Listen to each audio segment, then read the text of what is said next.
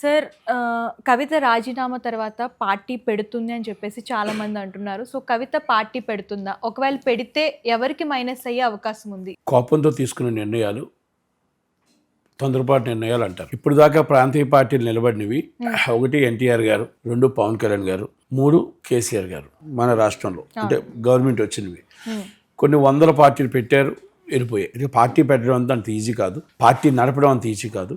చిరంజీవి గారు లాంటి వాళ్ళే పార్టీ నడపలేపారు. వాస్తవంగా ఒప్పుకోవాలి మనం, ఎందుకంటే అవునన్నా కాదన్నా నడపలేపారు. ఎందుకంటే ఆ ఉచ్చులో, ఈ రాజకీయ ఉచ్చులో పార్టీ నడపడం అంటే ప్రాంతీయ పార్టీ చాలా కష్టం. జాతీయ పార్టీలు కూడా పెట్టారు చాలామంది. అలాగే మన దాంట్లో పార్టీలు నిలబడతాయంటే షర్మిల గారు పెట్టారు, నేను నడపలేపారు. అలాగే ఎంతోమంది పెట్టారు. జగన్మోహన్ రెడ్డి గారు పెట్టారు, ఆయన నిలబడ్డాడు. ఆ టైప్ ఆఫ్లో పెట్టాలి. ఒక జగన్మోహన్ రెడ్డి గారిలా పెట్టాలి, ఒక కేసీఆర్ గారి ఉద్యమంలో పెట్టాలి. కవిత గారికి ఆ స్టామినా లేదేమో అని అనుకుంటున్నాను.